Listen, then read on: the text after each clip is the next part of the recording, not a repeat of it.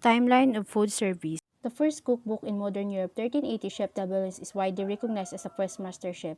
Native American New Foods, 1942, Native Americans introduced these foods to Christopher Columbus. Caterina de' Medici, 1519 to 1589, Italian princess, was wife of Henry II of France.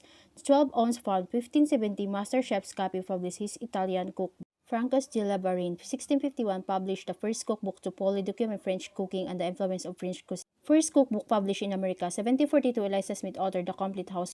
First table d'hôte menu in America, 1750, Thomas Papper opened an English-style tavern serving a table d'hôte menu. First restaurant opened in Paris serving a la carte, 1765.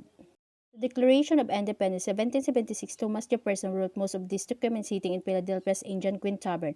Marie Antoinette Carême, 1784 to 1833. French Revolution, 1789 to 1799. America's first gourmet, 1831, Thomas Jefferson experimented with 250 varieties of fruits. The ice bath, 1832, Thomas More, a Maryland farmer, patented the first ice bath. The steamboat, 1807, Robert Fulton designed and built the Clermont. The beginning of food processing industry, 1809, Nicholas Appert invented canning in vacuum-packed sealed glass containers. America's cooking stove, 1823.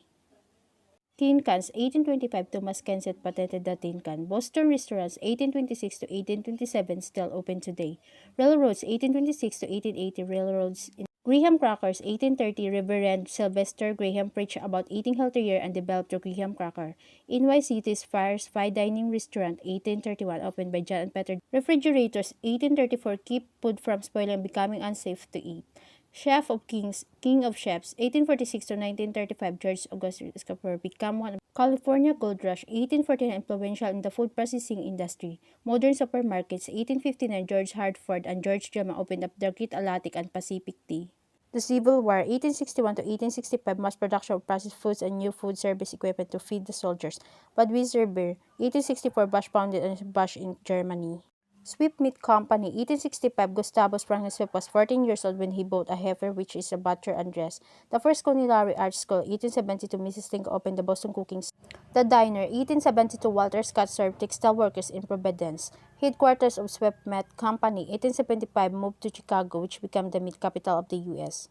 Taming the West, 1875, Rev Harvey opened 17 Harvey House restaurants.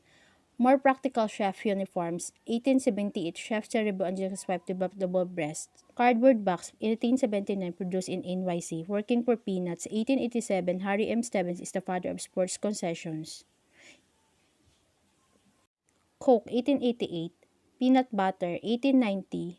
Hot dog got its name. 1893 used to be called a Frankfurter tea. Jordan drew a cartoon of a Frankfurter. Kellogg's Cornflake, 1895, Dr. John Harvey Kellogg's theory was that people needed to chew up dry, brittle food to keep their teeth sharp. Faux cereals, 1895. Funny Farmer Cookbook, 1896, reviewed cooking as both an art and science. Cafeteria trays, 1898, William Samuels invented cafeteria trays. Campbell Soups, 1898, Heinz Ketchup, 1898. Kraft Cheese, 1898, J.H. Kraft at Chicago grocery clerk Kraft emphasized wages. The Head of American Gastronomy, 1902 to 1985. World's Fair in St. Louis, 1904.